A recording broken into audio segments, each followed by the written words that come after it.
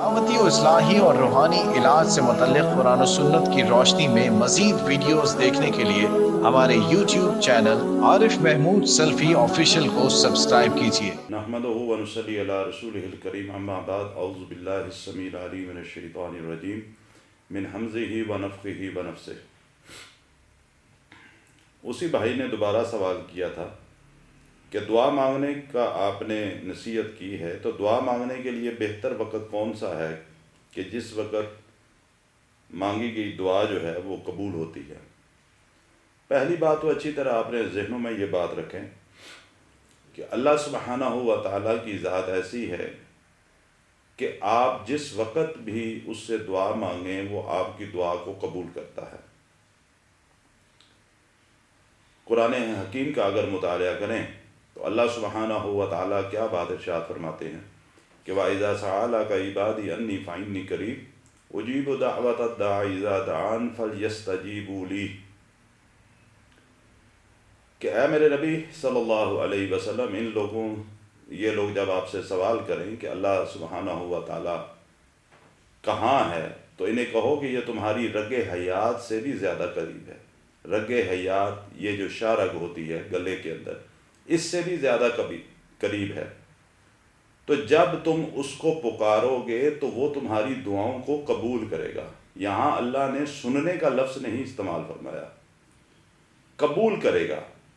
آپ جب بھی خلوص نیت کے ساتھ، پوری توجہ کے ساتھ اللہ سبحانہ و تعالیٰ سے دعا کریں گے، اللہ آپ کی دعا کو ضرور انشاءاللہ قبول کرے گا۔ ہاں، یہ بات ہے کہ احادیث مبارکہ کا اگر مطالعہ کیا جائے تو اللہ کے نبی صلی اللہ علیہ وسلم نے کئی مواقع بتائے، نشاندہی فرمائی کہ ان مواقع پر اگر آپ اللہ سبحانہ و تعالیٰ سے دعا مانگتے ہو تو اللہ سبحانہ و تعالیٰ تمہاری دعاؤں کو قبول فرماتے ہیں۔ مثال کے طور پہ ہر فرض نماز کے بعد ہاتھ اٹھا کے اللہ سبحانہ و تعالیٰ سے اپنی حاجات کے لیے دعا مانگیں۔ ہمارے معاشرے میں ایک عجیب سا ایک ماحول بن چکا ہے، اور میں سمجھتا ہوں کہ ہماری یہ بدقسمتی ہے کہ ہم نماز پڑھنے کے فوراً بعد جائے نماز سے اٹھ جاتے ہیں، اذکار نہیں کرتے، اللہ سبحانہ و تعالیٰ سے دعائیں نہیں مانگتے، اور ہاتھ اٹھا کر دعا مانگنا تو ہمارے درمیان بہت ہی کم ہو چکا ہے۔ ایسے مسلمان بھی ہیں کہ جو سلام پھیرنے کے فوراً بعد ہاتھ اٹھاتے ہیں اور چند کلمات کہتے ہیں، ان کا دل و دماغ اس بات کی تائید نہیں کر رہا ہوتا جو الفاظ وہ اپنی زبان سے ادا کر رہے ہوتے ہیں۔ اور کچھ مسلمان بھائی ایسے بھی ہیں کہ جو نماز پڑھنے کے فوراً بعد اپنی جگہ سے اٹھ جاتے ہیں، ذکر اذکار نہیں کرتے، اللہ سے دعائیں نہیں مانگتے، ہاتھ اٹھا کے اللہ سے دعا نہیں مانگتے۔ ان کے ذہن میں ہوتا ہے کہ شاید پوری نماز ہی چونکہ دعا ہے تو لہٰذا اللہ تعالیٰ سے ہم نے مانگ لیا جو ہم مانگنا چاہتے ہیں۔ لیکن دعا کی قبولیت کے لیے ایک بات کو اچھی طرح اپنے ذہنوں میں رکھیں کہ دعا مانگتے وقت آپ کا دل اور دماغ اللہ کی ذات کی طرف متوجہ ہونا چاہیے۔ آپ جو مانگ رہے ہیں آپ کو پتہ ہونا چاہیے کہ آپ کیا مانگ رہے ہیں۔ یہ نہیں کہ عربی کے اندر رٹی رٹائی دعا آپ نے مانگ لی، جس طرح مسلمانوں کی اکثریت کو نماز کا ترجمہ نہیں آتا۔ ہمیں پتہ ہی نہیں ہوتا کہ ہم نماز شروع کرنے سے لے کے سلام پھیرنے تک ہم نے اللہ سے کیا گفتگو کی۔ ترجمہ نہ آنے کی وجہ سے ہماری نمازوں کے اندر خشوع اور خضوع ختم ہو چکا ہے۔ ترجمہ نہ آنے کی وجہ سے ہماری نمازیں اس طرح ہمارے اوپر اثر انداز نہیں ہوتی، ہماری کیفیات تبدیل نہیں ہوتی جس طرح ہونی چاہیے، چونکہ ہمیں پتہ ہی نہیں ہے کہ ہم اللہ سے گفتگو کیا کر رہے ہیں۔ تو نماز پڑھنے کے بعد آپ ہاتھ اٹھا کے اللہ سبحانہ و تعالیٰ سے اپنی زبان کے اندر، آپ کی زبان اردو ہے، انگلش ہے، پنجابی ہے، پشتو ہے، بلوچی ہے، کوئی بھی زبان ہے، اللہ کو ساری زبانیں آتی ہیں، آپ اس زبان کے اندر بھی اللہ سبحانہ و تعالیٰ سے اپنی دعا، اپنی حاجت مانگیں۔ اللہ کے نبی فرماتے ہیں صلی اللہ علیہ وسلم کہ فرض نماز کے بعد مانگی ہوئی دعا اللہ قبول فرماتے ہیں۔ ایک اور موقع خاص طور پہ میں نصیحت کروں گا کہ رات کا آخری پہر، یعنی صبح کی نماز سے، صبح کی اذانوں سے جو پہلے کا وقت ہے، وہ وقت وہ ایسا بہترین وقت ہے کہ اللہ سبحانہ و تعالی اپنے عرش سے نیچے آسمان زمین پر تشریف لاتے ہیں۔ آسمان زمین سے مراد یہ ہے کہ جو زمین سے ہمیں سامنے آسمان نظر آ رہا ہے، یہ نیچے سے پہلا ہے، اوپر سے 7واں آسمان ہے۔ اگرچہ اللہ سبحانہ و تعالیٰ کو اپنے علم اور حکمت سے ہر بات کا اندازہ ہوتا ہے، لیکن پھر بھی اللہ سبحانہ و تعالیٰ اپنے فرشتوں کو گواہ بناتے ہوئے کہتے ہیں، اے میرے فرشتوں، کوئی ہے دنیا کے اندر ایسا بیمار کہ میں اس کو شفا عطا فرماؤں؟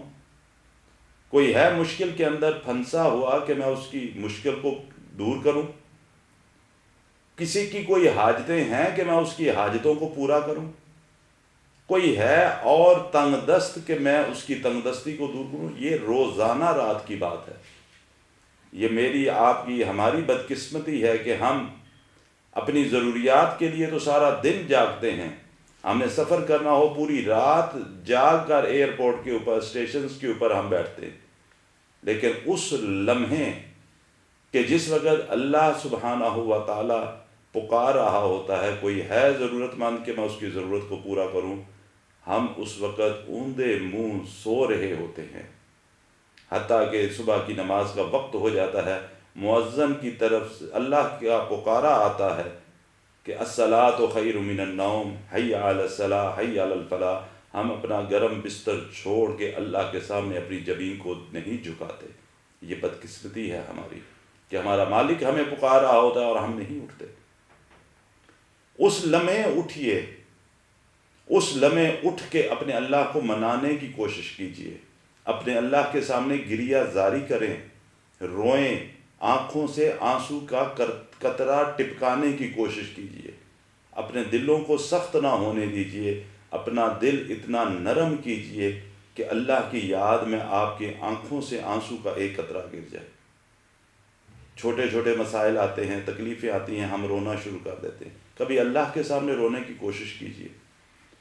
اللہ کی قسم، اللہ کے نبی فرماتے ہیں صلی اللہ علیہ وسلم کہ اللہ کی ذات کو یاد کرتے ہوئے، اللہ کے خوف سے آپ کی آنکھ سے آنسو کا ایک قطرہ صرف گر جائے، اللہ ایسی آنکھ کے اوپر جہنم کی آگ کو حرام کر دیتے ہیں۔ لیکن یہ آنسو ٹپکانا میرا کام ہے، آپ کا کام ہے۔ اپنے اللہ سے اپنا تعلق ٹھیک کیجیے، اور خاص طور پہ دوسرے اوقات، ویسے ہر وقت اللہ سے مانگیں دعا، ہر وقت مانگیں۔ یہ دنیا کی واحد ذات ہے، اس سے نہ مانگو تو یہ ناراض ہوتی ہے، اس سے جتنا زیادہ مانگو گے اتنا وہ تمہارے سے راضی ہوگا، تمہارے سے خوش ہوگا اور تمہیں عطا فرمائے گا۔ لہٰذا زیادہ سے زیادہ اس سے مانگیں۔ لیکن یہ خاص وقت جو میں آپ کو فجر سے پہلے کا بتا رہا ہوں، کوشش کیجئے آپ اور میں اور اللہ سے توفیق مانگیں، کیونکہ اللہ کی توفیق کے بغیر کچھ بھی ممکن نہیں ہے۔ نہ اٹھنا ممکن ہے، نہ نماز پڑھنا ممکن ہے، نہ عبادت کرنا ممکن ہے۔ اللہ سے توفیق مانگ کے آپ بھی اٹھیں، میں بھی اٹھوں، اس وقت اپنے اللہ کو منانے کی کوشش کریں۔ اللہ سبحانہ و تعالی ہم سب کی پریشانیوں کو، تکلیفوں کو دور فرمائے۔